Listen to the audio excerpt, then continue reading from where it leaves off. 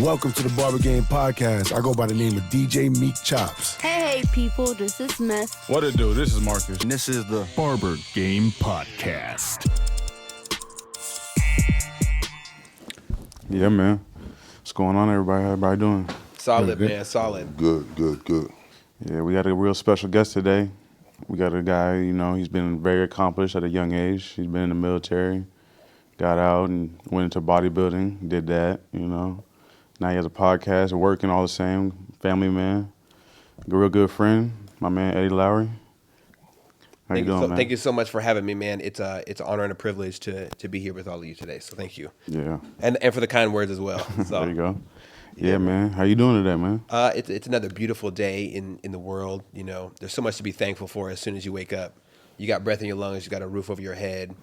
I often think about the people around me who are having tough times, people who are going through cancer or people who are deployed, people who have the family members that are deployed and stuff like that. And there's nothing better than waking up and realizing how blessed you are. And today was one of those days, man. Woke up next to my wife, got my dogs, happy to see me. Right. It was raining outside, but I didn't care. Yeah. Life is good, right? Right. What more could you ask for? There you go, man. So, Yeah.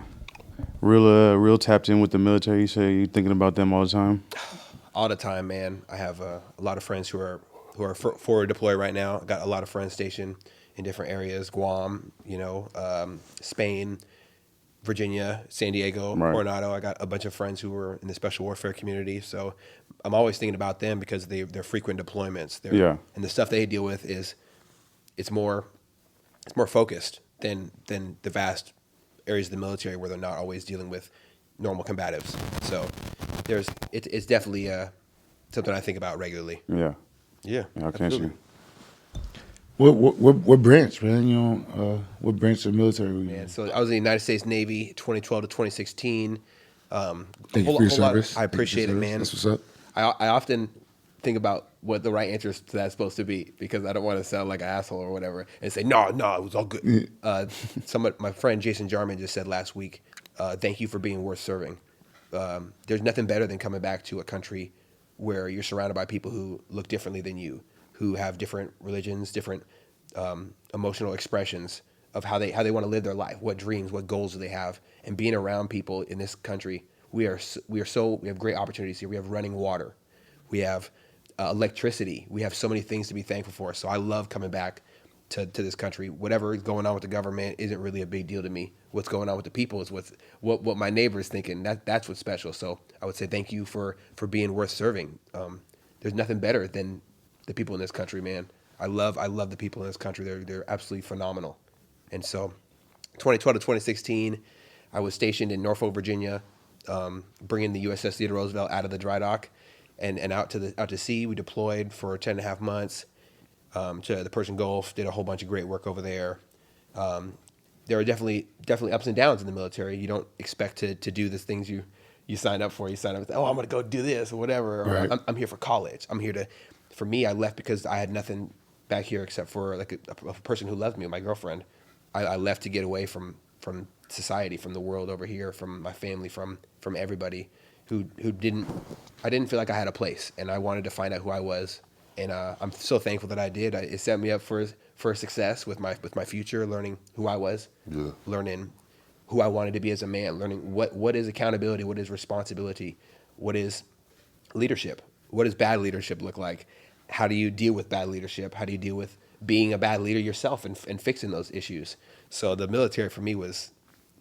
I'm so thankful that I was able to do it. That's dope. And you kind of got so you got a full package because it sounds like it helps you be grounded. You got some insight on what we take for granted here, for one, at a real young age. A lot of people don't get that. But then also, like you said, you got some good morals, some good things, some takeaways that transmute to the civvy world, right? Mm-hmm. So Absolutely. What were you doing there, and then how did it?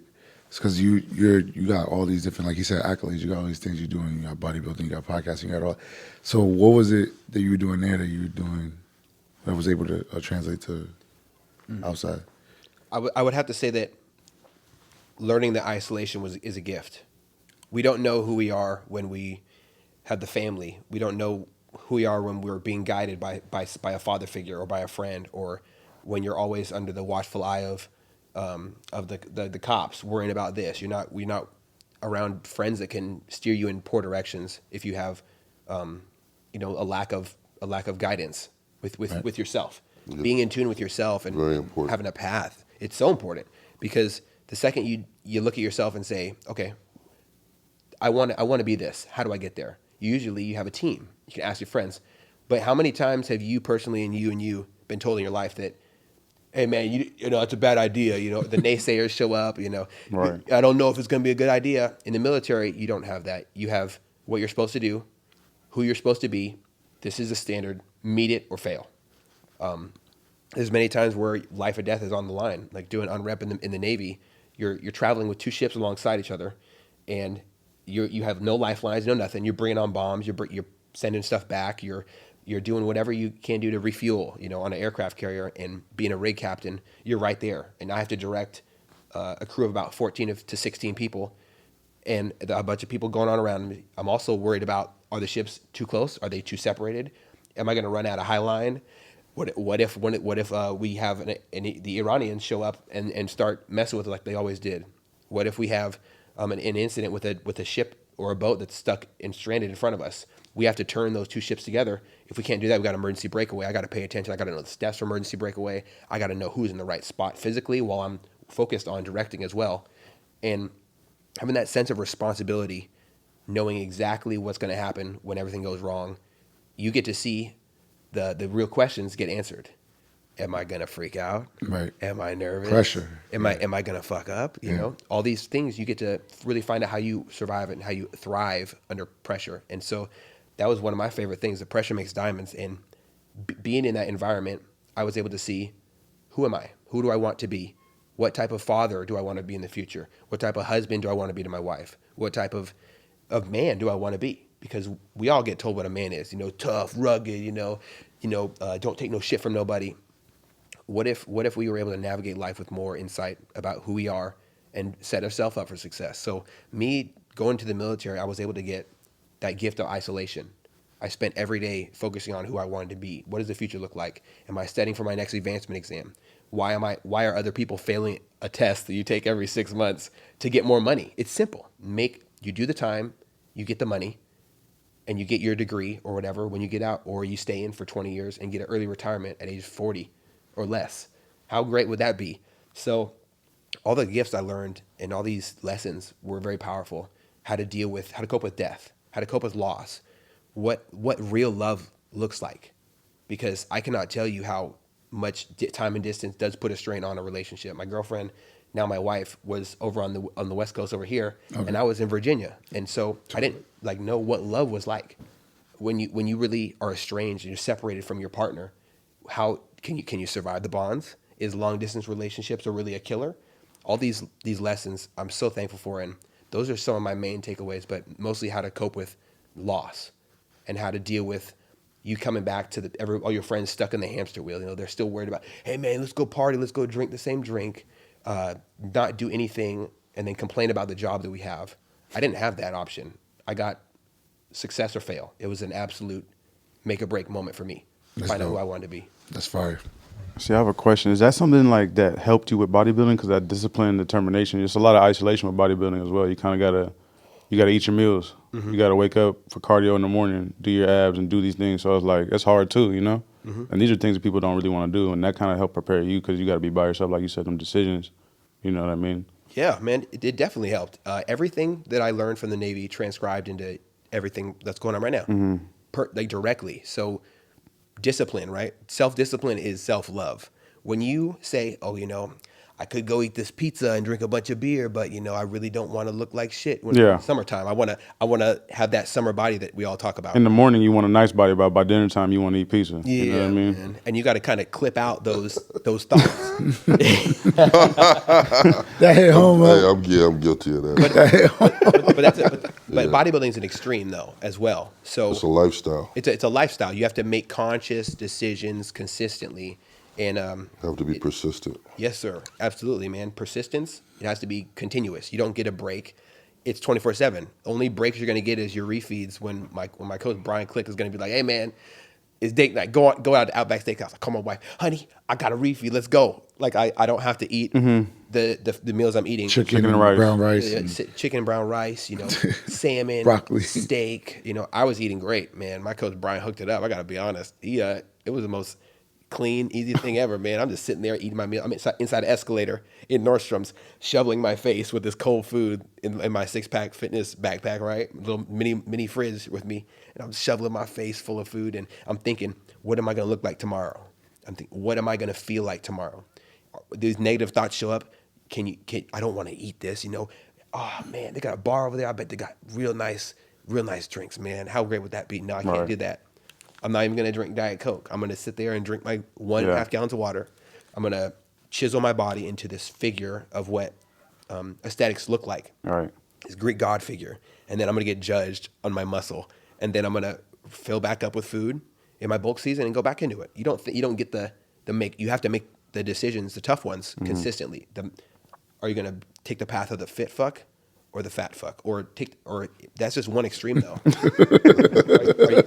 are you gonna take the path of the person who really wants this, or are you gonna be beat on stage by somebody who wanted a little bit more? And that's where the competition shows up. Right. When you're on stage, you're just there. You're just getting judged. You're just showing off what you got, and then they judge you. They give you an award, or they tell you need to improve. And even if you do win, they tell you need to improve and how to do it. Yeah. So it's like a never-ending journey. This bodybuilding thing is so beautiful because it's art. Your body's like a Jeep. You can add the fat tires and the freaking lights on the front. For me, it's like an AR-15. I can have the best optics. All I got to do is work for it. Yeah. Just like working for money for anything. And success, it doesn't know whether you got it or not. It doesn't know how early you woke up. It doesn't know how you feel. It doesn't care how you feel. Success is very simple. Did you do the work or did you not? And if you still get beat on stage because you did the work, okay. Yeah. At least you did the work. You were better than yourself the day before. Better than the average, better than most. Yes, better than most. Yeah. But bodybuilding is an extreme thing. It's an extreme sport. Yeah. You got to be the best, huh? You have to be the best you, and the best you is better than yesterday. Right. So it's like a never-ending, constant cycle, and a lot of people do crumble under the weight of that. A lot of people have bad preps, bad dietitians, bad coaches. How's that for your mental, trying to go through a session, trying to prep to like a competition, For me, 12 weeks, how far out is it? It depends, because some people do short preps, 8 weeks, 12 weeks, 16 weeks, and the short ones are usually very, very rushed. I like the slow prep. So I'll diet for a year to win a show, and because it's a lot easier for me. So I'll link up with Brian. I'm like, hey man, what show you thinking? He'd be like, okay, well let's try this one. So yeah, let's try that. Let's shoot for that. Prep starts right there. Yeah. Everything goes away. I don't, and the food doesn't bother me. So I can see somebody eating a whole cake, and I'm like, ugh. Yeah. Good for you, man. Because the mentality's not even there. I don't even want that. I don't even want that because I have this goal now. It's like fuel to a fire, or it's like the constant chasing of dopamine for the youth these days with the phones. They're always on the phone, right? So for me, it's very therapeutic. It's relaxing. Yeah. Being self-focused and working on something is me loving and respecting my goals. And that helps me feel good. Yeah. It helps me feel good to know, okay, I did the work today, and I'm going to get the reward tomorrow. Right. When I get a refeed, my coach says, man, you're getting too lean too fast. We got to give you more food. We got go eat a cake or something. Go eat pizza. Yeah. That's a win for me. Yeah. And winning every day is waking up, doing your cardio, eating your meals wherever you're at. On top of an elevator, I've been soaked in escalator grease, eating my cold food underneath the escalator walk on one day, and I was as happy as a clown, man. Yeah. But I also have to have that mentality. You have to ingest positive mental food too. So your friends group, your circle, are these people saying you can do this? Are these people telling you got this, man? You just got to keep crushing your goals. In today's society, it's kind of frowned upon to be supportive of other people, and I don't really like that. I really like to support other people. So it's important for me when I'm in a prep to have that team. Does my wife believe in my goals? Does she think it's achievable? If it's not achievable, is she going to be a straight shooter and let me know you might need to take more time for your prep? Yeah. Because you need more food. You need more time working on this. Or my coach says, hey, bro, we're not doing this show because this, that, and the third. We're going to slide you to the next show. let's keep bulking for another 2 weeks, and then we'll start to cut. Yeah. When I'm eating seven meals, half a pound of chicken per meal, and a bunch of rice and my veggies and all my vitamins and drinking my 2 gallons of water, and I'm full of food and my muscles are full. I feel great. I'm resting well. Life is good. Sex is great. I don't feel lethargic. I'm able to do my cardio, and I'm feeling very very young again. That is when it's fun. But do you have what it takes when it gets nitty gritty? Right. When you're a couple weeks out and you smell, is that pizza? Yeah. Yeah. Or I just drove by McDonald's. I know the fries, they smell good. They probably got salt. Oh God. What about a drink? Are you so strict you're not even taking drinks? You're No. not no alcohol, anything? Nothing. Nothing. Everything For a goes year or however long that cut is. for however long. That's crazy. And But empty calories, no Krispy Yeah, Kremes, none of yeah. that. No, bro. that's well, alcohol is a major deterrent for fat loss. There was a recent study that I think it was Yale or something. Yeah, It's the sugar. they came out and it said 87% of your fat loss will disappear if you have just 2 drinks. 2 drinks in one night. That whole day is burnt. Oh, are you saying you just killed it with 2 drinks? Yeah. Okay. Yep. 2 drinks. You go to the 2 drinks. And that's easy. That's a startup, you know what I mean? That's a startup. That is That's a an appetizer. startup. It's an Baby appetizer. pre-funk. Yeah, you know. So yeah, that's crazy. Yeah, man. 'Cause I did notice I quit drinking for a little bit, and yeah, it's weight just like that. Well, yeah, because Just your like that. stomach just disappears. Man. Yeah. It's great. I really enjoy removing things and then doing like a scientific experiment. How do I feel when I remove this? It almost sounds like you take it like a game. Yeah. How much can I take away, and how long can I do it? See if I want it. Yes. Yeah. It sharpens your mind, man. Yeah. It really does, and I love it. I love Yeah. it so much. Because even bodybuilding, that's extreme. So you know, that's you know what I mean. You sound like you want some extreme type. You know. Absolutely, man. Let's talk about what you do. It sounds like you really enjoy helping people. As far as you say, you don't really like when people are one kind of way. What made you that way? What kind of got you to that point where you felt like I got to go do something for somebody else? I would say it has to honestly dial back to my childhood, man, because I had a great man in my life. My grandfather was just an amazing, just a pillar of what a great head of the table looks like. You know, he was well rounded, kind, violent with how he pursues goals. He would bump a table out of his way if it got to him to the next room faster. Yeah. He was always in pursuit of taking care of his family, being the best grandfather. Let me spend time with you, Eddie, because my dad wasn't in my life. Yeah. You know, I had a stepdad, and he did the best he could, but being in the military and working at Boeing and deploying and stuff like that, he's not always going to be present. So I had a great person to show me what honor, commitment, love, passion, pain, how to deal with that loss is, and so I had 2 really great role models who would pull over when someone had a flat tire. And seen it all the time. And like they would just do it. They got a flat tire. They pull right over. Hey, let's help you fix this. Come on, Eddie, let's go. Yeah. And I'm on the ground helping somebody. I couldn't even do it, but I was trying to take off somebody's tire with with a spinny thing in it. How great is it to have those examples From a young age. Yeah, from a young age. And then he threw me into stuff to keep the questions out of my head, because at a young age, when your father's not present, especially, it's a big issue that's facing the black community to this day, and Detrimental. It's it's very detrimental. The question, it's not the fact that he's not there, but the question, was I not good enough? And then it can turn into something dangerous. Yeah. It can turn into, well, I'm going to be good enough, or I'm gonna just take all this negativity and force it into dangerous ways. So to have positive role models show me what a life of servitude looks like, what it's like to leave on the day after 9/11 and not see you for almost a year. What it's like to see somebody throw their... Wait, say that again. Wait, what's that? What did you say? That's where you got. That's where you. Those are left? the examples I had. My stepdad... Your stepdad was in the military. No, as I'm well. saying you said so. He left after 9/11. You said. Yeah. So Okay. growing up, seeing examples of that selfless, Okay. I have to do this. There's no other option. I have to do this because someone needs to. That made me want to help other people too. Right. It's crazy. He got deployed right after that as well. Yeah. It definitely changed me in a lot of ways, and it shook me to my core to realize that us as men and as women in this country, but at the time I was a kid, I didn't know that women were in the military at all. I was a little boy, so I just thought, man, that's what men need to be like. That's the type of father, the type of man I want to be when I grow up. I want to be somebody who helps other people. I want to be somebody who rights his wrongs. I made a lot of mistakes growing up. wouldn't call them mistakes. I just said Lessons. I went back. I learned a lot of lessons with Yeah, my a lot bad of lessons. decisions. Right. Because I did that. It wasn't we no all mis- do it. We it all wasn't do no mistake. It Yeah. wasn't no mistake. I made the poor decision. Yeah. But like you said, that's the lesson in this. Yeah, that's the lesson. You know what I Yes. mean? Nothing to be bad, nothing to feel bashful about. Yeah. Nothing to feel bad You for. get your lesson Yeah, and man. count your blessings. That's what it's I about. love that, man. I really do. Yeah. Definitely. Get your lesson, count your blessing. I'm going to write that down later. Take us through the thought process of exiting and re-entering civilian life. Ooh. Oh, man. That is a question in itself.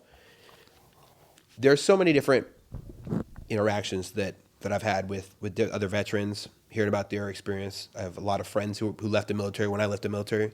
I have friends who left the military as I was getting in, and I've had friends who are leaving the military now that I've been out, and I've been able to kind of act as a listening board for them when they're going through tough times. We all have different issues, whether it's getting out of the military and thinking there's nothing wrong, getting out of the military and there actually being something wrong, and us trying to act like nothing's wrong, Right. or getting out of the military Trying to and fix what's just wrong. trying to fix what's wrong Right. off the bat. Right. That's an uphill journey, man. It's a big one. But with movies and like society and even social media, like I feel like the awareness for mental health for people coming out of the military has been heightened. Yes, You agree? I completely agree. And I think it's, people are just more now paying attention to it. Because the whole United States suffer from PTSD. You know what I'm saying? Just growing up here. yes, But the military, that's been going on for years. So PTSD been real since the beginning. yes, brother. 100%. They just becoming more of aware publicly, you know. You're absolutely right about that. And there's a movie that I want to just give a shout out to because I think it perfectly articulates what you just spoke about. The movie Merging Veterans and Players. So Nate Boyer, he put this movie together, and I really, really admire it. It spotlights the transition out of the military and how it's different for other people. Some people, it could be, simple things. Like you have a difficult time being in large crowds. Loud noises. Things like that, and yeah. those things might seem in your mind like they're very small. Mm-hmm. Those are huge things. I've heard stories, like crazy stories. I'm like, and like you said, I'm looking at them like, yeah, right. And they're like, no, but for real, like, For real. Yeah. I was like, damn. Like I don't like, me personally, I don't like sitting with my back to doors. It makes me a little nervous. Just because of my life experiences. I don't like hearing fireworks. It makes me immediately ask, is that a firework or gunshot? Being around people who are irresponsible with guns is a really big problem with me because I don't like where gun irresponsibility shows up. It's nothing positive that follows. There's a lot of different things that I can articulate about for me, but Merging Veterans with Players, that movie really spotlights the different issues that we might face. A lot of them stem from our childhood. What issues you face in the military and transitioning out might all stem from your childhood, and that's something a lot of clinical psychiatrists are dialing in. And for a lot of, I'm a part of a peer-to-peer support group, which is super helpful for me.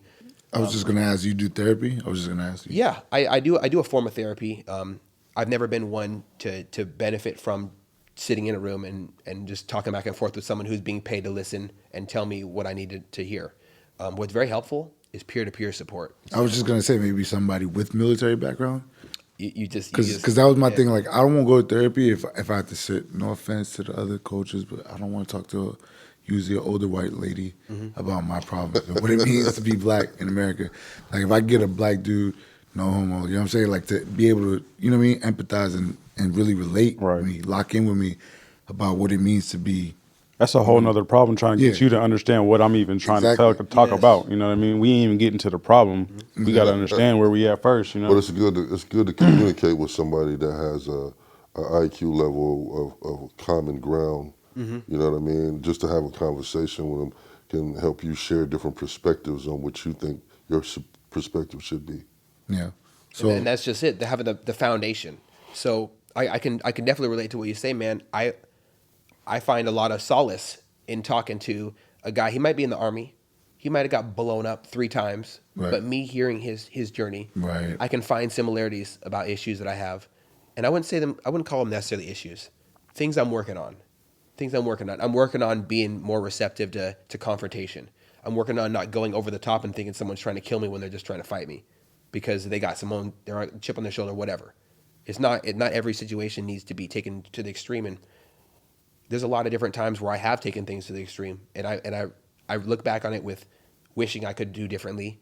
But when you work on yourself with a group, you can all grow together, and you don't want to just go through shit in life. You want to grow through it as well. So having that Army veteran who, Jason Jarman or Sean Stokes, having freaking my boy Cody, to sit down in a group and talk with them and say, man, it really sucked when my buddy committed suicide last week on Memorial Day weekend. That I think I've lost more people with suicide personally than I have, definitely way more than I have in the military. And that's a big issue. How are we as a country, how are we as a society dealing with mental health? It's a big issue, and I think we can all agree sitting here that I don't want to sound like that men are the victims in this situation, but men have had often mental health has been overlooked. It's been a thing. Yeah. And I can get when people talk You're about considered soft if you Yeah. even try to talk about it in any way. So suck it up or whatever. men don't cry. Yeah, exactly. It's almost like a knee action, a joke. You're like, come on, Yeah. man. You know what I'm saying? You don't even really mean to do that, but like that's how everybody is already conditioned to do it. Society's standards. Exactly. Yeah. And they're shooting us in the foot. When we look at it as, okay, man, I'm really what's going on? Are you good, bro? Nah, man, I got some shit going on. Okay, well, you want to talk about it later? Yeah, let's talk about it later. As soon as you lead that group, you can lean on your brother, right? Being a brother's keeper doesn't necessarily means just holding his peace after he drops somebody. Being a brother's keeper doesn't mean going to blows for your friend in a bar fight when he was actually the asshole who started it, Right. Being your brother's keeper could be saying, hey, bro, you might have had too much to drink. Let's not drive. Let's not be a fucking idiot. Right. I think it's great that we have that happening, and I'm seeing examples of it every day.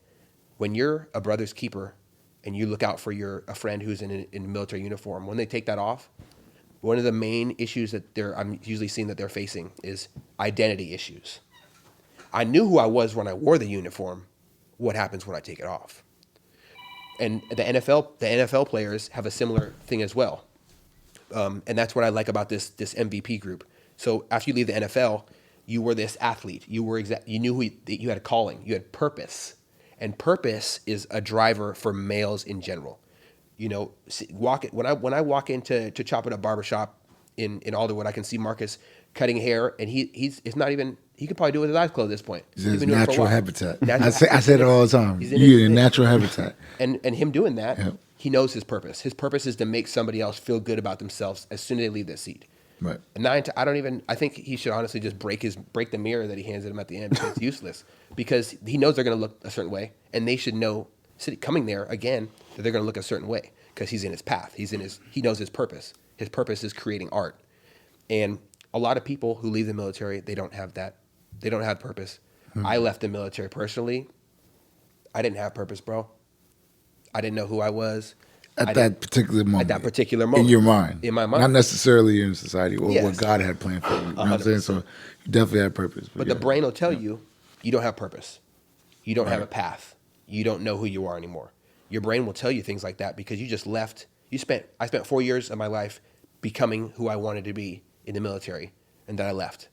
Okay. I left 5,000 friends. I left 5,000 brothers and sisters. You feel like you left something. Mm-hmm. Yeah, part of you. Yes, Yeah. 100%, brother. Now you have to rebuild all over again in a sense with the crossover with being civilian ex-military. Mm-hmm. Yeah. Yeah, that's absolutely right, man. So it takes time. It takes time to figure out what is your purpose, and I think I found it. I think I found my purpose, helping other people, being able to listen to another person's stories, sharing them with the world in a way that is anonymous if they need it to be. Having the tough conversations, because I know not to ask somebody who just came back from Iraq, hey, bro, did you kill anybody? Yeah. I know not etiquette, right? Etiquette, Yeah, right? Facts. And having that ground, it is acting like a form of therapy, talking to somebody about their experiences. So I've been able to find a lot of solace. I'm gonna be honest, a lot of solace listening to other people's experiences, and it grounds me, reminds me of how blessed I am. That's what's up, man. And so I try to practice gratitude daily by experiencing hearing other people's experiences.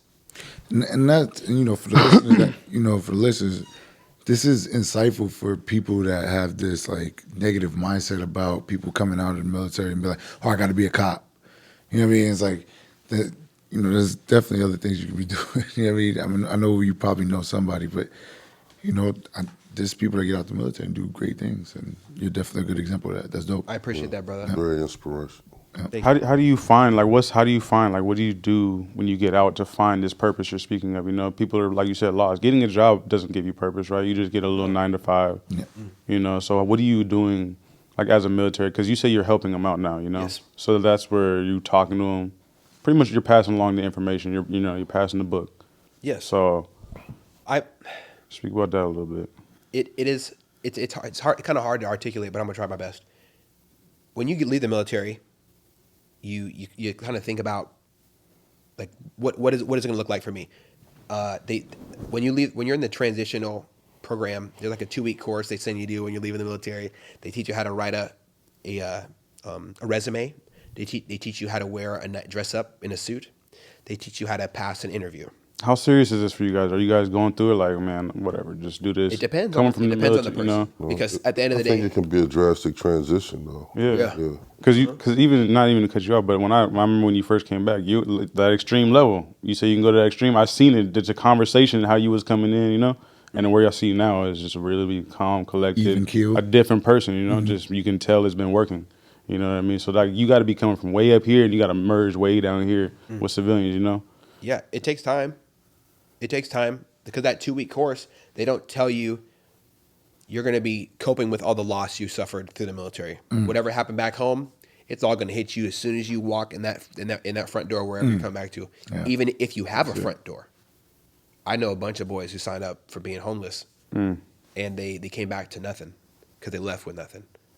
I didn't have a place to lay my head when I left, and thankfully to my wife's family, they helped me get set up, and then I got my own apartment, and then next thing I know, I got my own house now. Yeah. And not everybody has that friend to give them a hand up.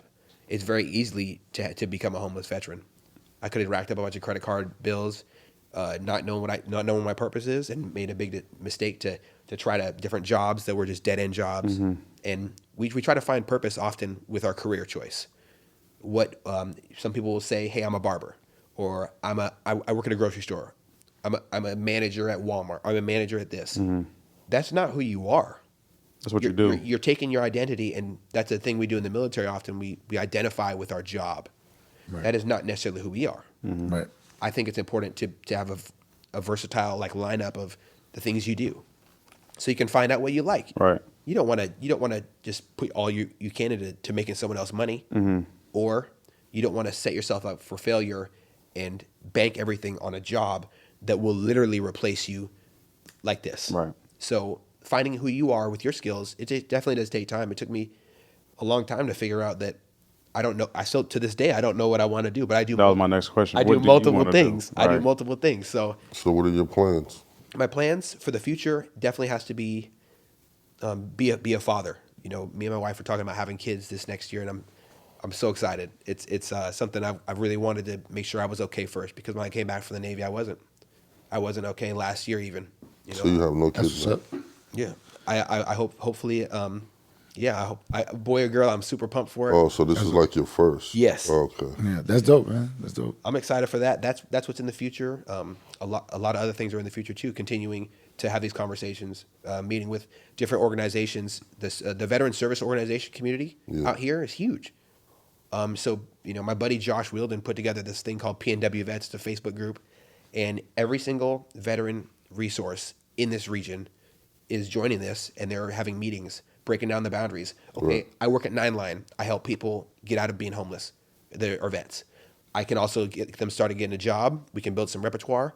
We can get them in a better career. That's the plan. Or I can go to the Wounded Warrior Project and help somebody who got denied disability when they definitely had some burn pit issues. They definitely got shot up. They got literally blown up, and they can't even go in a swimming pool because their ear will get all jacked up, and then they'll be falling over trying to stumble. Right. Oh shit. That heavy. I can help them with PNW Vets. I can go on their Facebook group and just ask a question. Hey, I have a friend who's going through this, blah, blah, blah. Anybody have any resources? Hundreds of comments. This is what you need. I'll have people reach out to me personally, give me phone numbers. I was able to do something really spectacular, and I'm super proud of it because I wanted to go out of my way and do it. And I'm not proud for me. I'm proud for this person because they've created life. So as soon as I ran into this guy at Starbucks and he was talking to me about my, I had an American flag on my shoulder on my jacket I was wearing at the time, and he was like, "Hey man, I really like that. Where'd you get that? Were you in the military?" And I'm like, "Oh yeah, blah blah blah." Next thing I know, I found out he's living in a shelter. That's how God works, though. Just some guy, He connects people. And I was heartbroken, dude. Like, could you imagine seeing somebody who, I think about the word homeless vet, somebody who has done things that these politicians who send them overseas would never ever do in their life. Right. They would never want to deal with what they've done. A lot of people come back feeling they got dirty hands, man. I could never go through all that stuff and come back just normal. Like, no, people don't do normal. Like that normal It's is hard who to you are come back. now. I wasn't in the military, but I can imagine that it's hard to come back going through all of that and then try to act like nothing happened. And you got to keep quiet about it too. Yeah. You have me classified. And then, like, not to have the resources that you think you need for your situation to prosper. Like you said, some homeless guys, I've seen some homeless vets living on the street. So it's like, how is that possible? Yeah, and it was tough. It was tough to sit there and hear that he was going through that struggle. But I just reached out to a couple people, made a couple phone calls. Next thing I know, he's in a Winter Warrior project helped him get into an apartment for the first time in 10 years. He had a roof over his house. Fire. Yeah. 10 years. Fire. That's a long I could time. not imagine living Just off that one Starbucks just conversation. one conversation. That's dope. But a lot of times we'll never make these connections if we don't get outside our comfort zone, talk to somebody. Right. You know, it happens in Seattle all the time. We all Everybody's on their Yeah, phone, yeah, don't want to look, eye contact, AirPods, nothing. yeah. They don't even Yeah. acknowledge you. They just walk right on by. That's a fact. Or even if you do look up, they look at you and look, Yeah. try to like break the eye contact real quick. Like they didn't see you. But the brothers, we have that unspoken yeah. thing. What's up, man? The head up. It's a thing. That's good. It's a thing. White people head down. Yeah, sometimes that even gets ignored. It depends where you at. Yeah. If you're in Bellevue, Redmond, something like that, yeah. Yeah. I've had that. That's sign language? What is that? What are you trying to tell me I right started now? doing. It's like, if they ignore me, I just walk up to them. I'm like, "Hey man, how you doing, brother?" I grab their hand and shake it, and I'm like, "Hey, what's up, man?" And they're like, And most people look standoffish, but they're really not. They just don't know what They you're don't know doing. what- yeah, You know what I'm yeah, saying? They don't know what you want. how you exactly.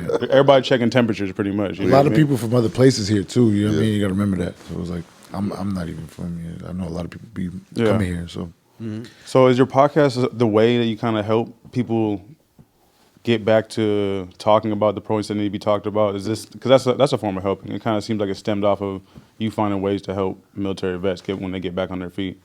Podcast something that kind of stemmed off of that, or how did that transpire? "Yeah, it's become that now." Honestly, it started off just me having long conversations. I work 8 hours a day with somebody in an escalator pit or on an elevator or throughout the place on multiple. So I'll get to know who I'm working with pretty well. We'll end up telling each other the life story, and I really started enjoying those conversations. I started having conversations with random people asking questions about elevators and escalators because we're working with the general public and stuff. Right. So I've learned so much about other people, and I'm like, man, I really enjoy this. Maybe I should start a podcast or something. I don't know. I'm just talking to people, hear stories, and it started with fitness, and then it got into firearms, and then it got into relationships, time in the military, someone's transition from growing up being raised by a racist family and how he broke that cycle of racism. And then it just it's transpired hearing veteran stories, and other people reach out. "Oh my God, I've had the same similar thing, and I'm actually gonna go and talk and find a therapist. Thank you for putting this out." And I'm like, Right. what? This helps somebody? that's dope. It's weird. It's like this weird feeling of destiny kind of creeped up. Yeah. And I try not to look at it as it's not happening to me. It's happening to we, as a group. Yeah, Other people always. are having It's these always interactions. that. And it was amazing, man. Like my friend Colin from Spain, it's one of the most standout moments with this podcasting thing. He listened to an episode that was kind of heavy, talking about veteran suicide, the feelings that we get. Just as a society, we have these feelings. We don't know how to deal with them because a lot of us weren't taught at a young age how to cope with emotion. Right. It's As a okay. man, It's okay to cry. As a male child. Yeah, as a man or as a woman, it's okay to cry. It's okay to do this, but how do we deal with it afterwards? We don't get the full circle. So we often think that crying is useless or talking to a friend is useless because what is it going to lead from after this? And getting a call from my boy in Spain, he messaged me and he said, "Hey man, you have time to chat?" So I just called him. It was the middle of the night. So I call him. My phone wasn't on silent or whatever. So I call him. I'm talking to him for like an hour, and he's like, "Oh, I didn't expect you to call me." And I had him on FaceTime, and I could see his face, and his eyes start filling with tears. And I'm like, "What the fuck is going on, man?" you definitely didn't reach out for no reason. What's going on? Ultimately, he was on the fence about suicide. He was drunk. He was really depressed. His family was separated, and his wife is his anchor to keep him grounded. Right. And he didn't have that. He didn't have those resources.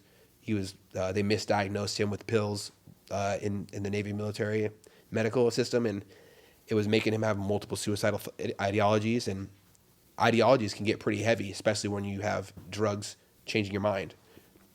I'm thankful that he did reach out, because so many people that don't, and so many people that do reach out and still give into those ideations, those thoughts of it'll be easier if I just hurt myself, or it'll be easier if I make destructive decisions and not care about life and accidentally die. Right. Those are some of the conversations that I'm having with some people, hearing why do you drive 90 miles an hour drunk, because you don't want to commit suicide, but you just want to just situation. You're trying to spark something. Yeah, and it to be at that point as a human being is a really, really low, dark place. I'm thankful that I don't have those ideations anymore, because there was a time where I had no purpose. I felt like I didn't have purpose, and those thoughts do creep up. Leaving the military, I was this, and now I'm nothing. Not just the military, though. Not just society. Yeah, I mean, especially we know Seattle.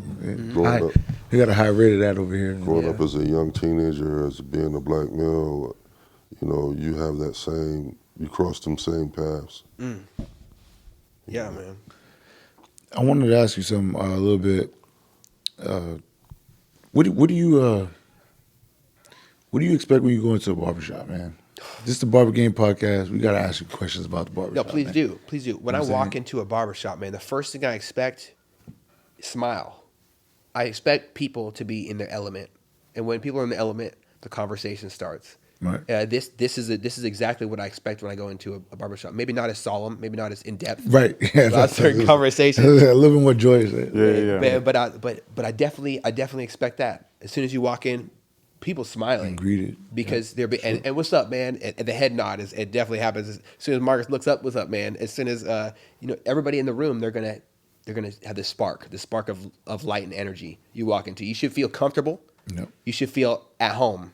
Yep. Barbershop is somewhere where I can feel at home. It's a way for me to personally connect with my dad.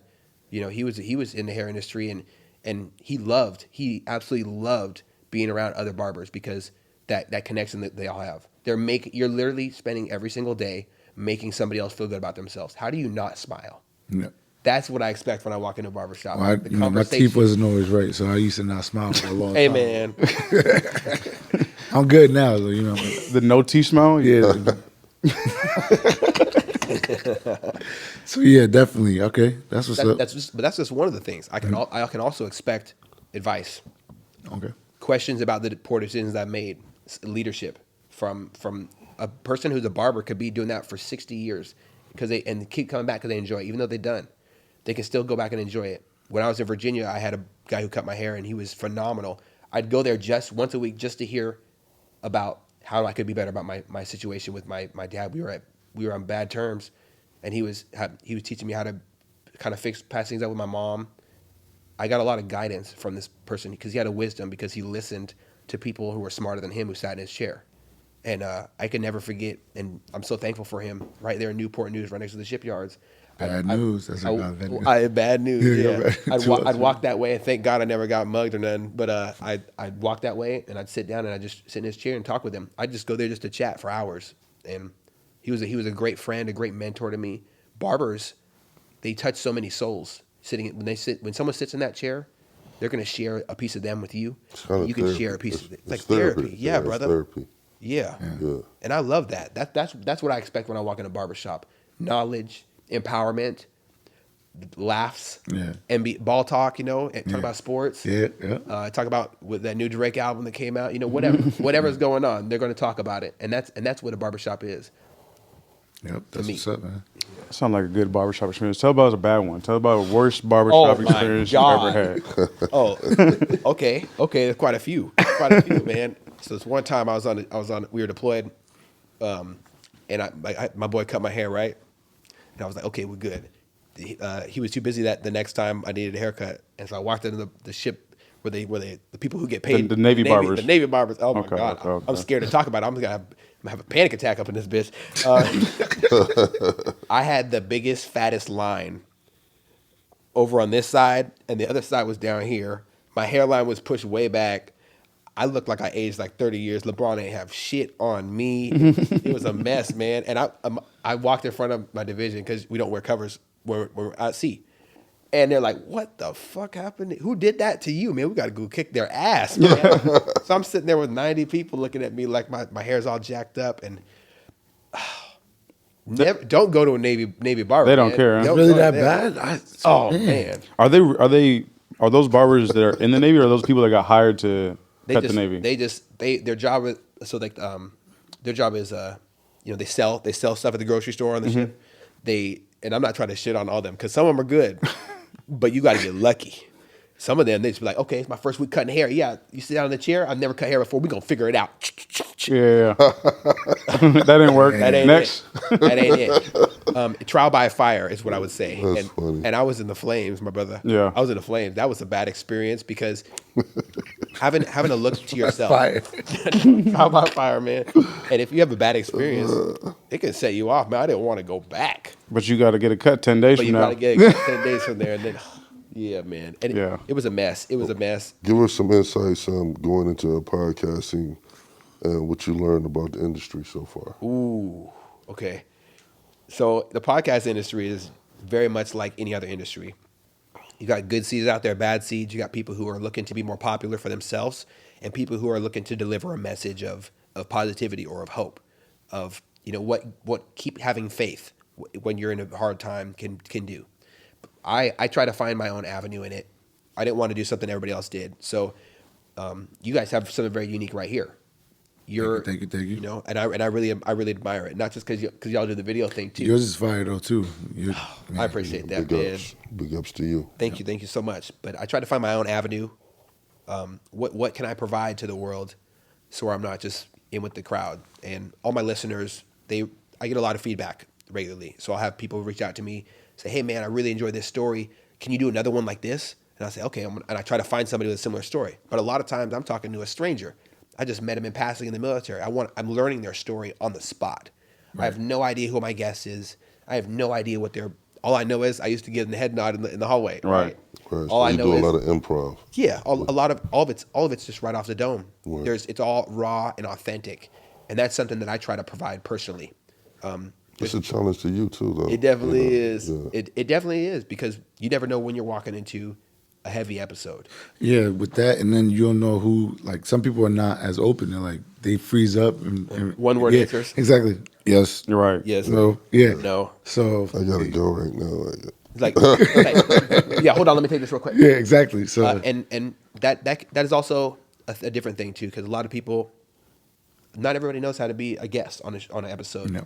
or not everybody even knows what a podcast is. Some people think it's a chronological life story, An interview almost like a Yes, like right. interview. Question, answer, question, answer, question, answer. and that's what famous people are forced to do, and you can tell how uncomfortable it is. Because you'll see them on the stand right after the game. They're sweating. Russell they're sweating.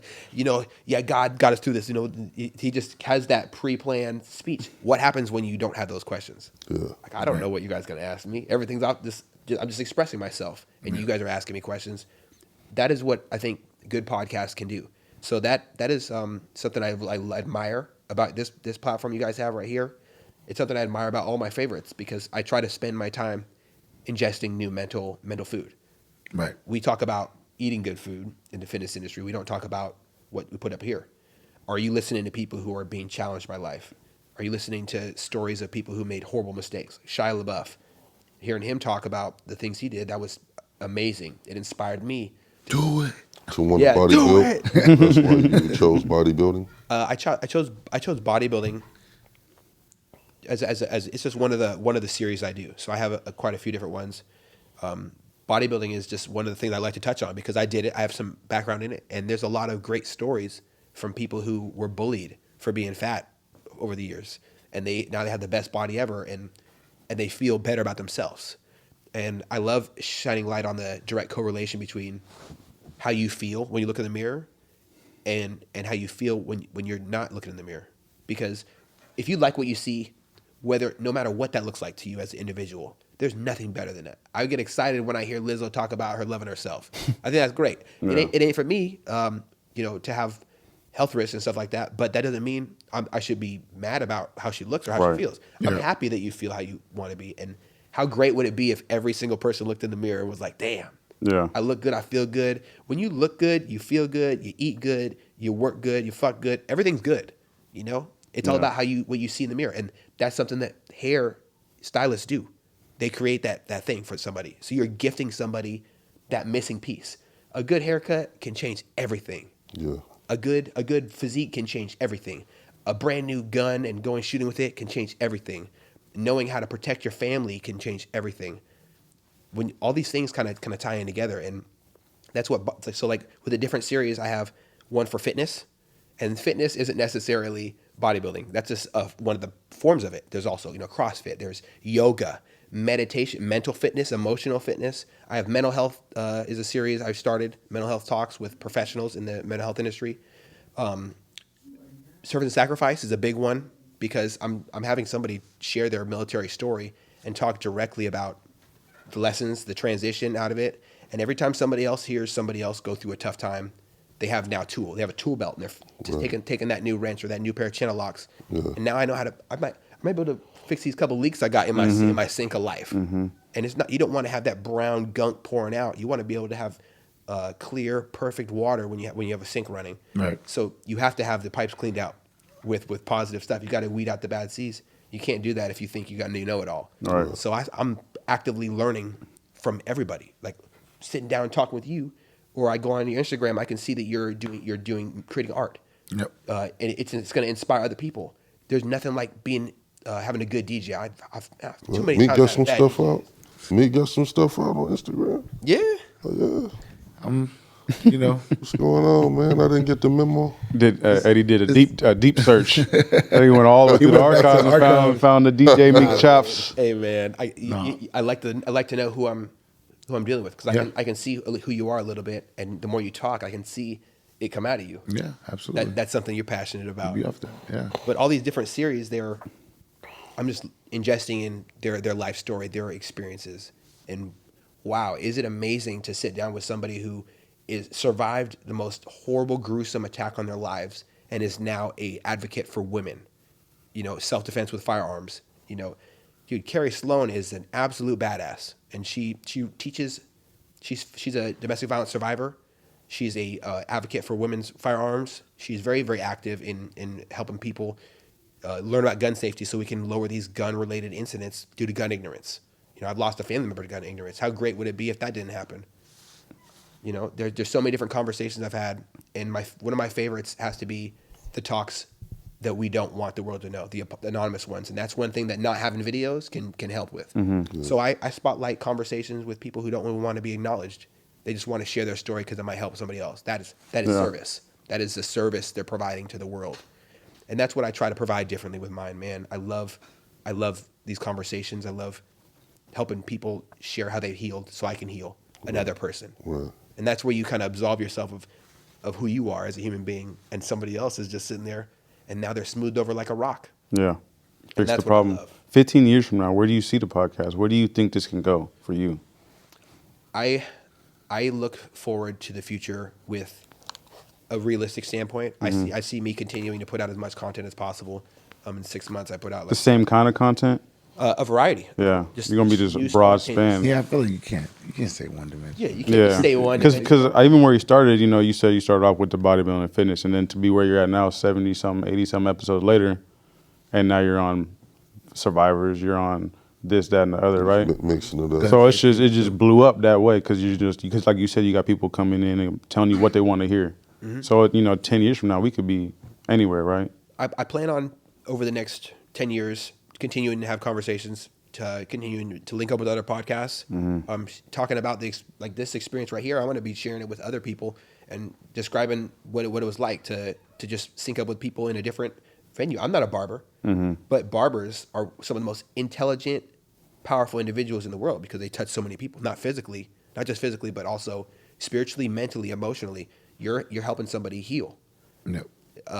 when my wife talks about, because she's a hairstylist, when she talks about sitting down, having a lady sit down who just had a horrible divorce, very abusive relationship, and she's making this person feel beautiful, and they're bawling their eyes out because they haven't been out of the house, and wow, they're so thankful to feel like themselves again. You can't pay for that feeling. Right. Priceless. That's priceless shit, and that's something that's so beautiful. So I plan on being able to continue to help people. I like to go out of my way to help others. So the more money I make off of it, this is just something I do on the side. It's not my form of income, but that podcast pool, it's going to be everything. Every dollar I make off it, I pour right back into it with advertisement of certain episodes that might help somebody heal.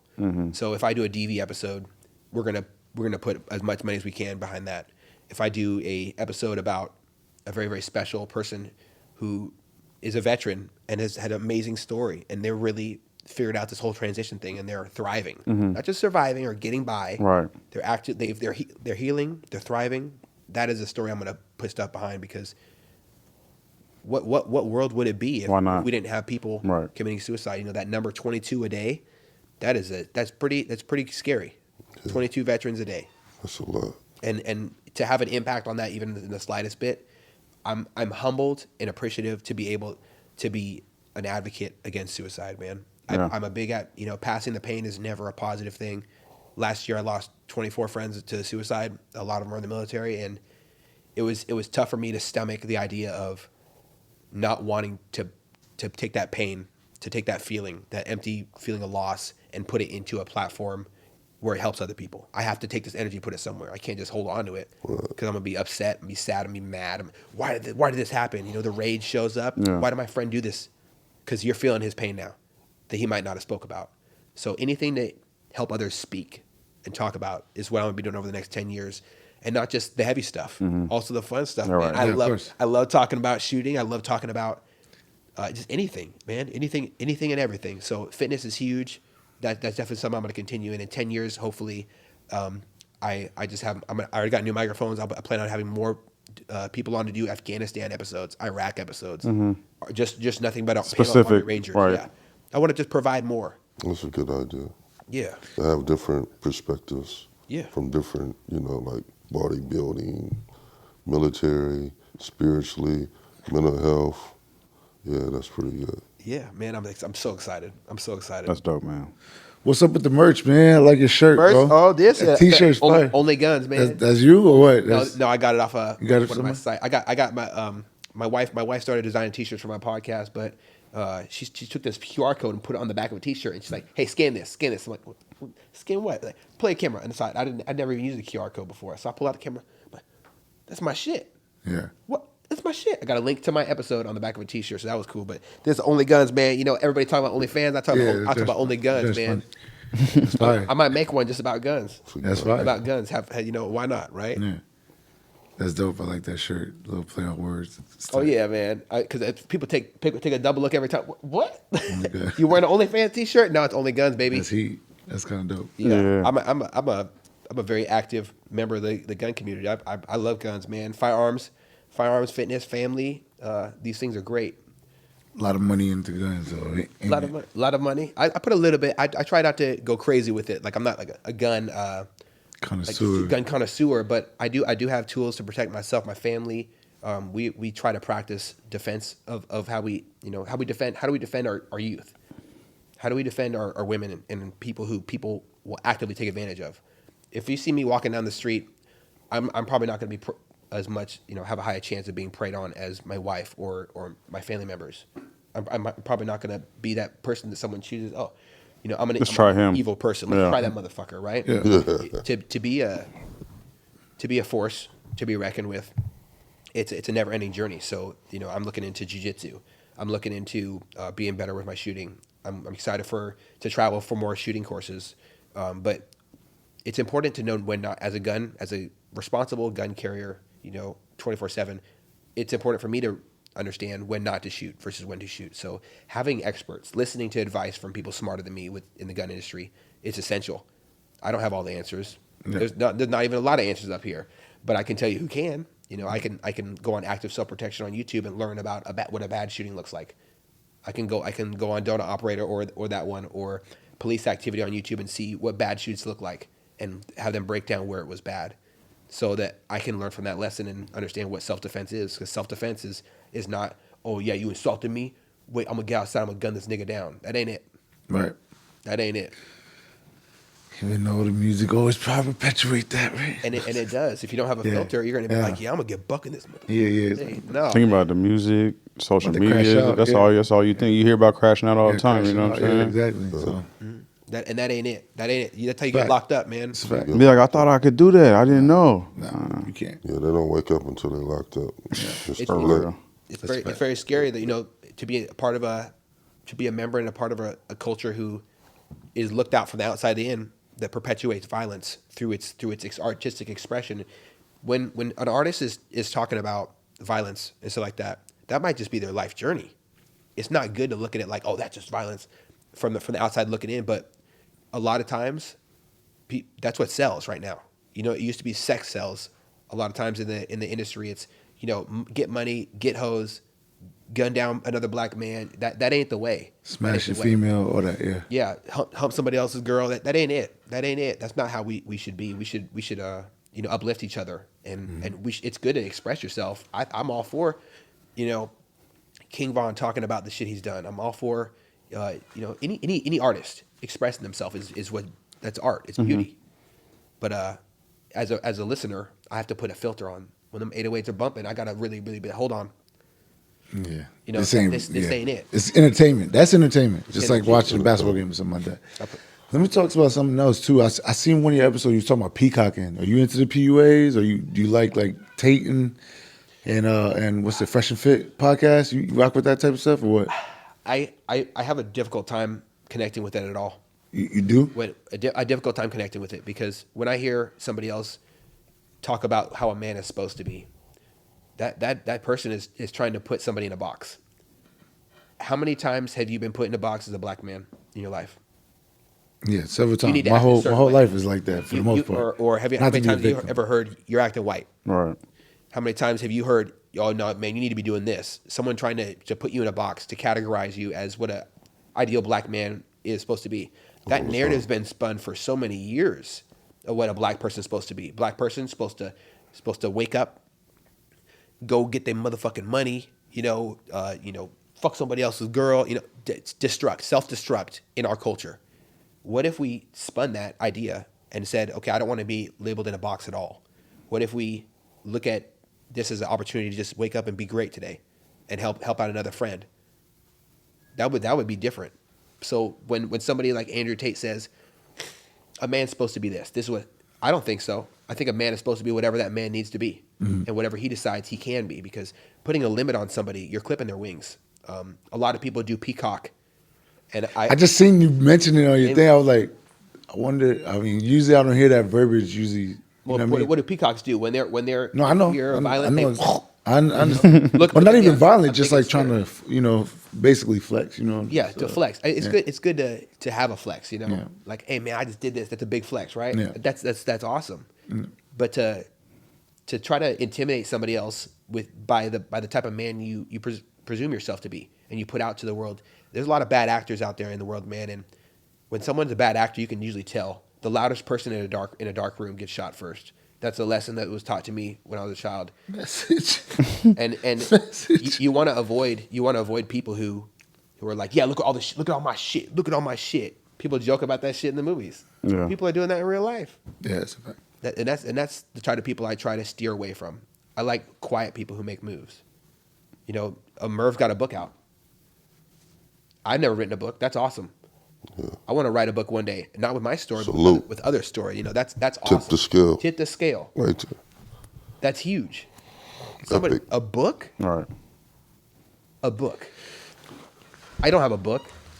Not just write it, just get it published. There's a lot of It's there's a lot of It's a kids. hardcover, Yes, bro. It's real. exactly, That's exactly. that's real shit. Yeah. And so when I try to stay away from peacockers, man, because you always hear them. Just look at all my shit. Look at all my. We saw it in that movie, Spring Breakers. Okay. I got shurikens. I got this. Got that. Look at all my shit. That's not it. That's why I try to steer away from those people, because those are the same people to get robbed. Yeah, you're gonna get caught robbed. up doing something. You're gonna Yeah. get caught doing Yeah. something. You're gonna get robbed. Be like, oh man, I got 20 chains on me. I'm walking through Tequila. And wonder why it That happened.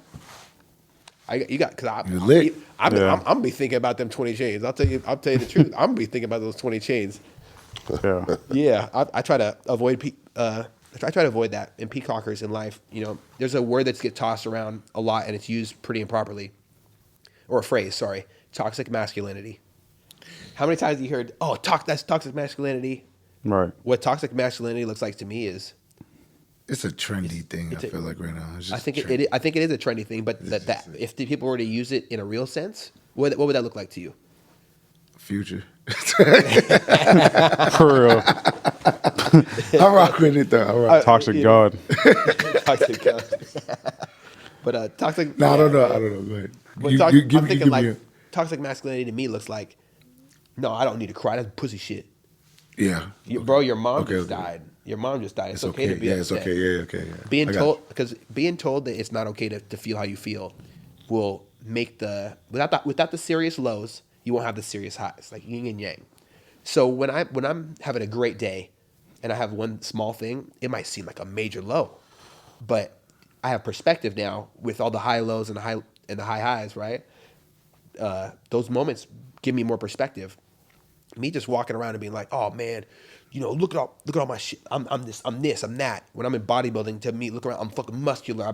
I'm fucking flexy. I'm sexy. I got all confidence is an attractive quality, right? Naturally in human beings. Then it's like, But it's- false it's like- confidence yeah. is bad. When you're trying to emulate confidence. It's the ego. It's real thin line between cockiness, right? It's like Yes. like confident and cocky is like a little too much. Yes, It's close. and that's the thing right there. What happens when you remove ego from confidence?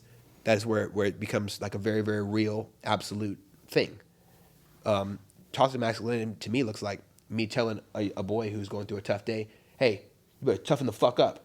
Shove him right. You know, I get hardening the youth. I think is very important though.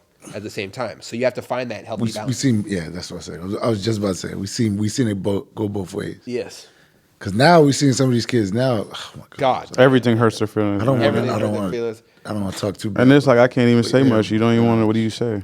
hard times create strong men and women, right? That's what I think. You know. But does those strong men and women create those same easy times and it, Easy times.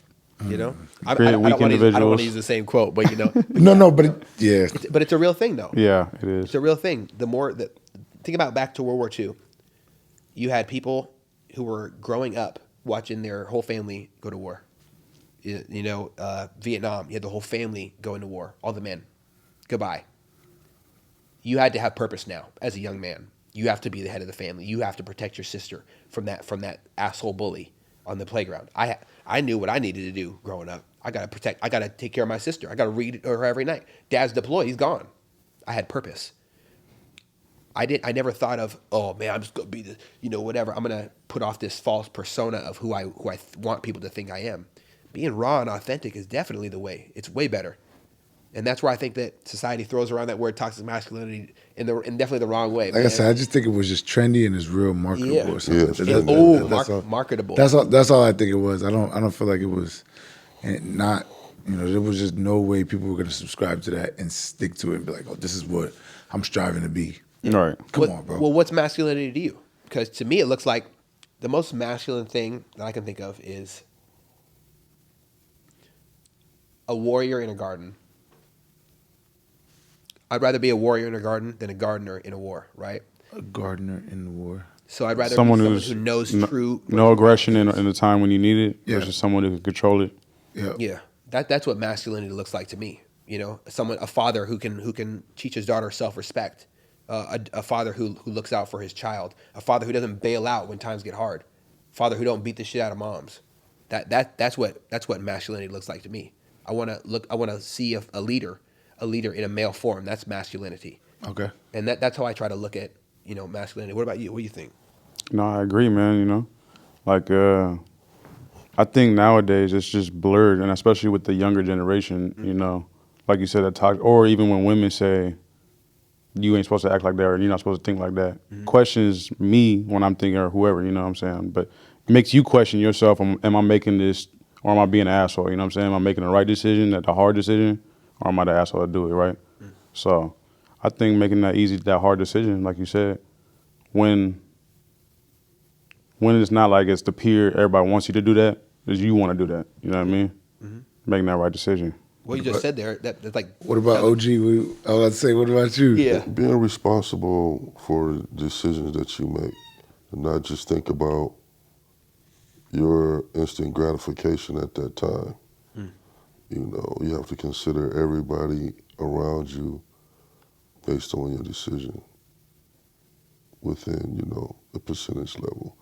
Because you have to have dignity and respect for yourself. So that goes a long way. Yes, brother. And for me, it's like integrity. As a man, you just gotta be integrity. You gotta have integrity. Yeah. Doing things when you know people ain't looking, like keeping that same energy. Like if you're gonna get, you know what I mean? See, walk by something, not pick it up. But then now I got everybody watching me, so now I'm gonna pick it up. Yeah. That's fake. You know what I'm saying? So just being authentic and just having integrity. You know what I'm saying? Yeah. Pretty much Just- don't be an actor. Yeah, exactly. Fake. Going back to that fake shit, Yeah. you know what I'm saying? That fake shit, that peacocking thing. Yeah. So that's, to me, that's the biggest thing, like, because you carry that everywhere. You know what I'm saying? Like, and it goes back to what you said. Like, I can see that. I can identify that person. Like, real recognize real. You know what I mean? I know this type of dude. He's that type of person. But he's not that type of person right now. He's that type of person everywhere he goes. That's the person he is before he goes to sleep, and that's the person he is when he wakes up. I love that, man. You know what I'm saying? So, Yeah. and that's what being masculine is, like, just have integrity. Yeah, I think it's important. I think it's important to celebrate masculinity in young men, and for me as well.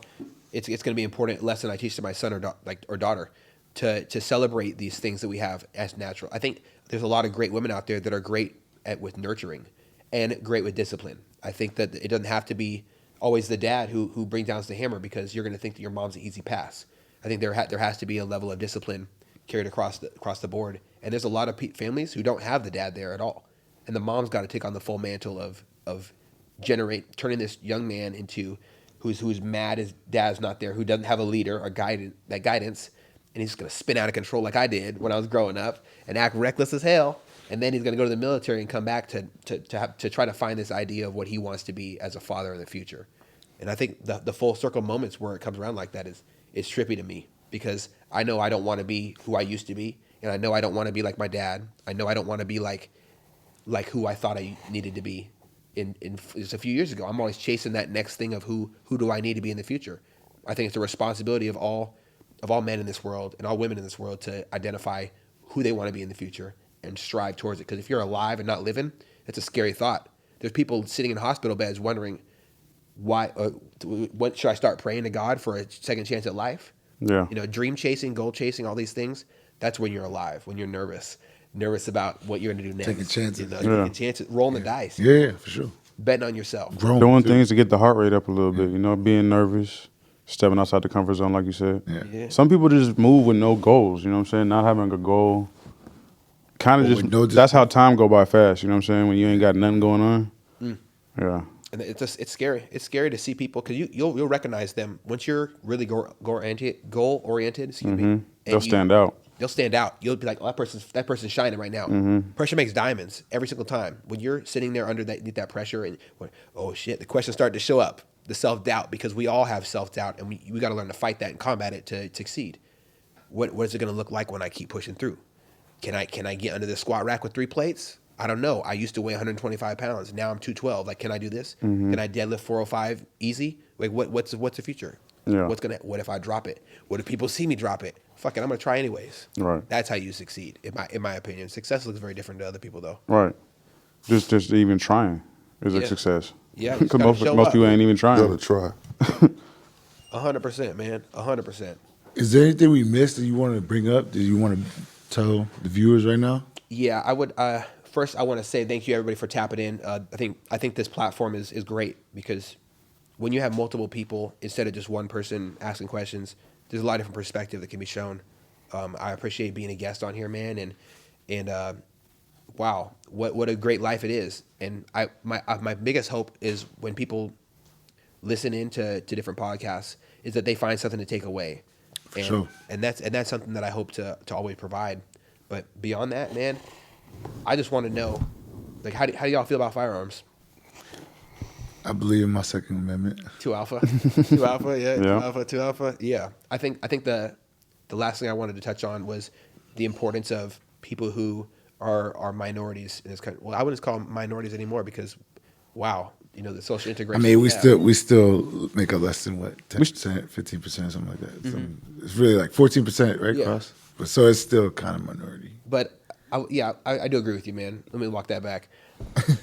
Yeah, let me walk that But back. with the 2 Alpha thing, it's like the numbers are like less than half, and there's so many things that people have, like you said, back to the ideology thing. They have this ideology, I can't get this, or being told no so many times, and then you're like, I was subject to that. I was told I couldn't do it, and I just had to clean up a couple things, Yeah. and I have my rights to bear arms. So Hell yeah, bro. I think it's important for anybody who might be under the spotlight of being treated poorly or violently because of their skin color to practice safely operating firearms, to carry firearms responsibly, and to educate themselves about when and when not to shoot. Because there's so many instances when you have that new gun owner getting a firearm, you're getting pressed by a motherfucker, and then you see him pull out the gun and shoot him.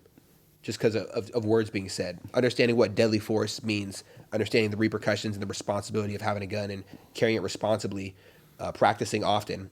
Firearms around kids, important. Lock your shit up, and also educate them about it.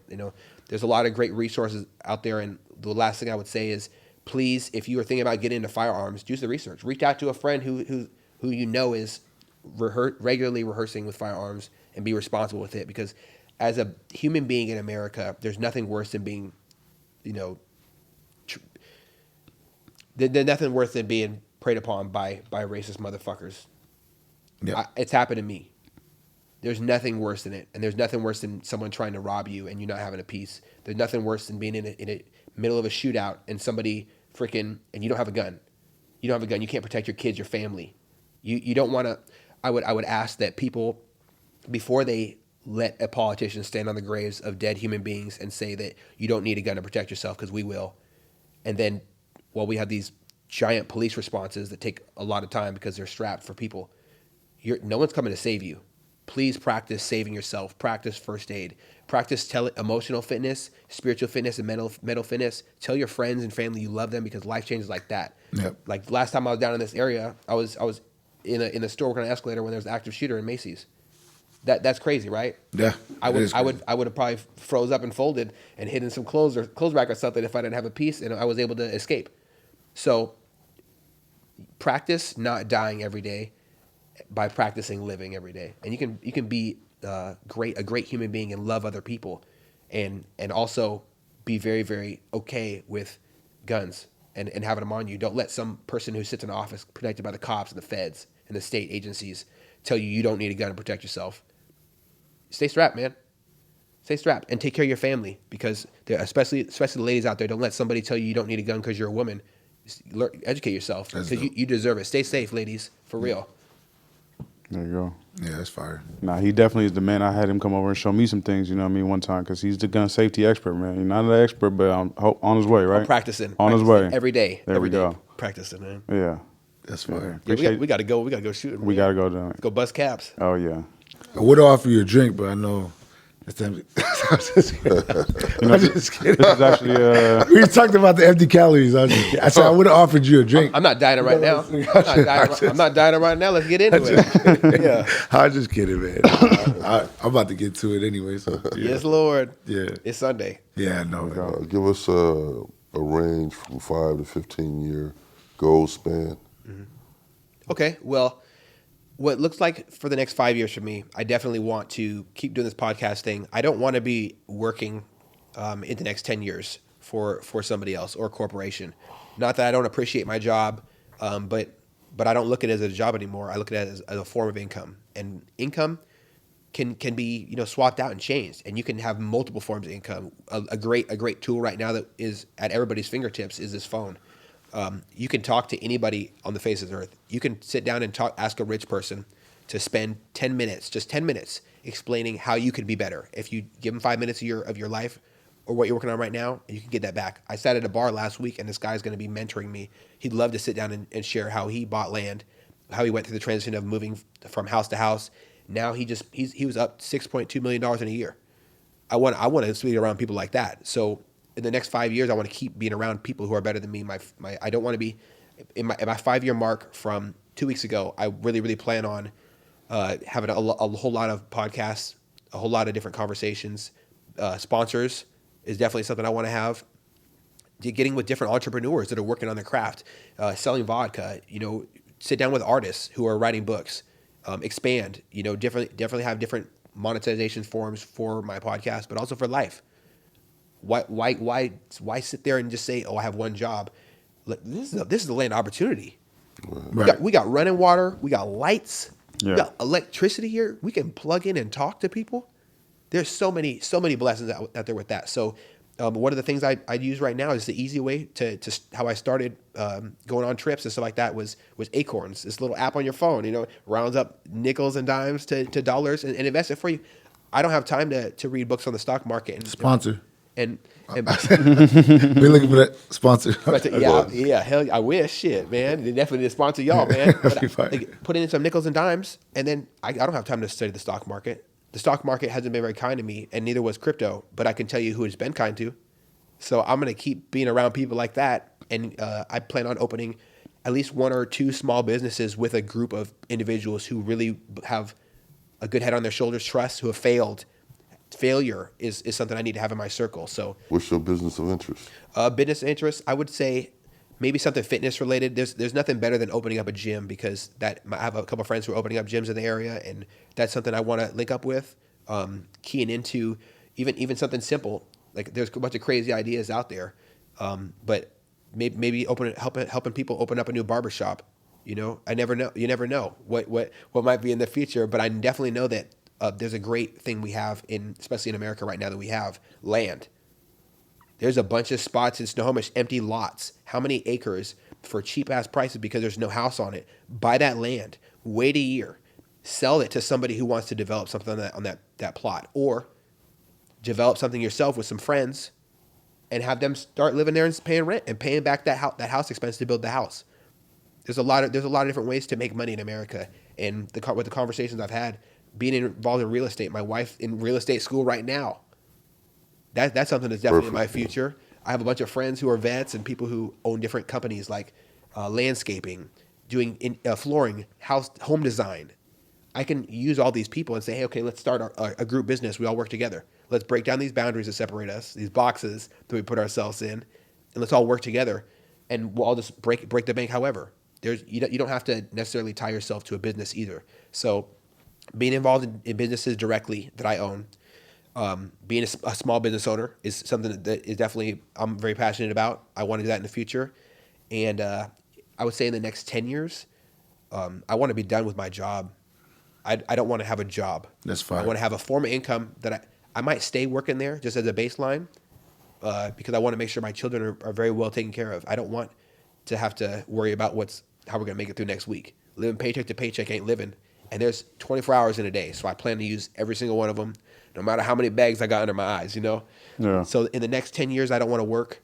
In the next 15, I want to have, to be a very present, active father, and that's one of the reasons why I want to increase my income significantly. I just landed a major job promotion at my job, and I'm excited to make an extra $70K next year on top of what I make. But that's just one thing. What else am I doing with that extra $70K? Am I investing it? Am I refinancing my house? Is it a good time to refinance? Let me talk to my finance guy. Having people in your team is so important. So these are all things that I want to do. I want to refinance my house. I would love to move to a place like Texas, or where there's more sun, because your joints and my skin complexion out here, it just ain't it. I don't It's not working for you. it ain't working for me, man. But mostly because of the people. I feel it. I want to be around more like-minded, positive people. But there's a lot of things tying me to the PNW right now, especially the veteran industry, and being able to help people is something I want to definitely be a part of in the future. So who knows, man? I might stay in this area. But those are my 5, 10 year, 15-year goals. And then at 20, I hope I have $1 million sitting in an account separate from the ones I use to make money. And I want to stash it. And then when I retire, I want to treat my wife to every single moment of appreciation that I have for her playing in my mind. That's what's up. Being in the Navy, you didn't travel a lot of places already. Oh, yeah. Is there any places you haven't been to that you would like to go to? Ooh. But what's your favorite spot you've been to? Oh, Thus definitely far? Dubai. Definitely Dubai. Man, they got this thing called the Sunset Safari, right? So they take you out. It's like 90 Land Rovers pull up. So like we're all half the ship is loading up on the Land Rovers. It was like $30 to sign up for. So we paid $30. The Land Rovers pull up. We're walking off the aircraft carrier, and bam, we jump into Land Rovers. They gas it out there almost to Yemen. There's like a sign that said to Yemen. I'm like, I ain't going to no Yemen. Are you kidding me? I know what they got in Yemen. They got terroristas there. I ain't going there. So we pull off the side of the road. They deflate the tires, and they start flooring it over the sand dunes there. It's like the craziest roller coaster ride, Tokyo drift shit the world's ever experienced. I 10 out of 10 recommend anybody go to Dubai and experience what the celebration of life really looks like. You know, to have great experiences, beautiful architecture. You can go skiing inside the mall. Yeah. They have a ski resort there. What? Yes, a ski resort Dubai? in the mall. In Dubai, the man. mall? In the mall? In the mall. Their culture out there. That's crazy. It's crazy, man. Their culture out there, they really know how to get down, and it's not like they're reckless or anything, but they know how to live and experience life. I never would have the thought of going drifting on sand dunes, like in huge ones, like a roller coaster ride. It's so much fun, man. Yeah. They take you out to this area where they serve you their native food. You smoke hookah. They do a cultural exhibit. It was beautiful, man. And then you can purchase real gold, real stuff and just art that they created right there. That was one of my favorite experiences there. I loved Singapore. I love how easygoing everybody is there. I love being able to Don't chew gum though, right? Don't chew gum though, man. They'll cane the shit out of you. Wait, what Can't happened? What? Don't chew gum in Singapore. I heard about this. Go ahead. If you litter, they will arrest you and they will sentence you to the caning. And I'm not gonna describe it. Look up Singapore caning. No, don't look it up. Yeah, I You know will what have that's regrets, about. man. You will Yeah, I have know what regrets. that's about. That guy. He They did he it gets American. excited. They did it American like that, didn't they? Yeah, they did went- something disgraceful over there. One of my guys had to stay back because he decided he was going to be drunk on the military base and kick over a line of the military police motorcycles. Yeah, so he had to stay behind. He got that ass whipped, probably. I don't know. We don't talk about that. We don't talk about Bruno. Wow. Yeah, man. But Experience Singapore. Just don't go there and litter. yes, don't go and litter. But how beautiful it is. It's so clean. Get a suit made overseas. Go get a suit made. Go experience the different cultures, their food. I like to take it all in. So Singapore, Dubai was great. London was great. It was kind of cold, chippy when we were there, but London was cool. I like their culture. I like some parts about it, and I dislike some parts about it. But my favorite thing is the pubs. They have pubs underground. So you go into a building and underneath it, it's like an underground basement, but it's a pub. That's how I like Dublin that, was. man. I was in Dublin. Yeah. And they have the similar kind of thing to the UK. I'm trying to see what that'd be like. I might go. I want to, and I do want to go to Ireland really bad.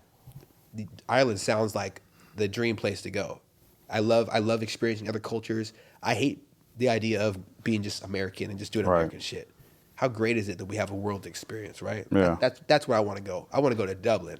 I want to go to Dublin, and I definitely want to experience Tokyo and Japan. Yeah. That's what I want to do too. I want to go to Tokyo. Yeah, they're very innovative over there. Yeah. I seen they just found like 7,000 new islands over there. Really? Yeah. So now their total is like 15,000 islands a part of their nation. What? That's a lot. Yeah, but that, and then the last place I would like to go is Fiji, man. Yeah. Fiji or the islands. You know, I want beautiful blue water. Greece. Yeah. I want beautiful blue water. That's what I like. Yeah, I love like the it ocean. too. There you go. Yeah, man. Bora Bora is nice. I want to go there. Bora Bora. Yeah, that's fire. I'll have to write these down. That's some exquisite stuff right there. Istanbul is nice, actually. So as well. where do you plan to shoot at? Like shooting. if you was to travel, like Oh, definitely Texas. Out of a helicopter while it's moving. Yeah. Yeah. Because There's the hog, right? There's a hog hunting. there's hog hunting out there. Yeah. Hogs are, a lot of people don't like the idea of harming other animals. These are not regular pigs, man. These things are Wild boars, huh? Destroy the crop. Yeah, it's true. Take out the dogs and kids. Like these wild boars ain't playing, man. But you can eat it too. Yeah.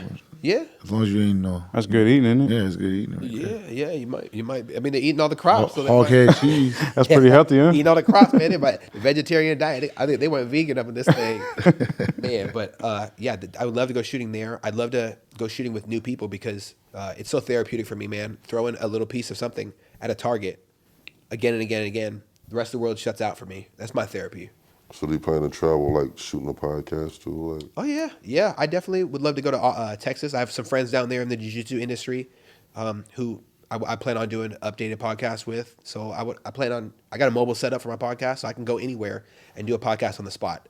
So I definitely plan on going to Texas, being around more great shooters, learning about how to be more responsible with firearms, learning, experiencing different cultures. Man, I want to go to New Orleans and do a podcast there with just random people on the street. You know they do that mobile thing.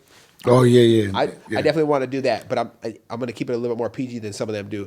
but you know what I'm saying. But I'd love to go on and just experience more life, connect with more people because you can learn so much from just a random person walking down the street. You'll never know this guy's a Vietnam vet who signed up Right. instead of getting drafted because he didn't want, he didn't want to feel like he wasn't having purpose. Mm-hmm. Right. Yeah. So that's where the excitement is for me, man. That's definitely where it's at. Oh yeah. Anything else? your platforms. Where can people go to see your platforms? Absolutely. And get your merch. Like, well, plug yourself. Anybody can find the work we do here at Off the Deep End on our Facebook page, Eddie Lowery Off the Deep End podcast, Instagram at This Is Eddie Lowery. People can go on, just Google Eddie Lowery podcast on Spotify, Breaker, Pocket Vine. I'm on pretty much most of them. If I'm not on one, I can be. All someone's got to do is bring it up to me. If they don't like listening on Spotify, that's okay. I can get down with it. I plan on being on YouTube around the June time frame. I'm dialing in some details, but I want to be on as many accessible platforms as possible to get these conversations out because it needs to be normalized. Like people talk about normalize this. It needs to be normalized talking about things that we've experienced so that other people can benefit from it. It's powerful to hear somebody talk about experiencing domestic violence and how they got through it. Another lady can listen to that, or another guy can listen to that and get the strength, get to know they're not alone, and they can get out and escape their situation too.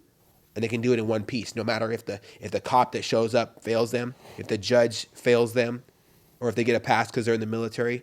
That can all change when somebody has the empowerment of using their voice. Facts. So I want to elevate people, man. I'm trying to elevate. That my podcast is not about me at all. I'm just the guy that asks questions and talks with them. I love, and I'm humbled, and it's an honor and a privilege to sit and listen to somebody share the worst parts of their life that they've never even shared with the therapist or their mom, or even their husband or wife sometimes, and they share it on that platform because they feel comfortable enough. That's beauty. Yeah. That's beauty. That's pretty heavy right there. Thanks for coming through, man. Appreciate it, man. you. Thank you. You knocked it out the park, bro. Hell yeah. Yeah, good interview. I appreciate it, my brothers. Thank you so much. Yes, sir.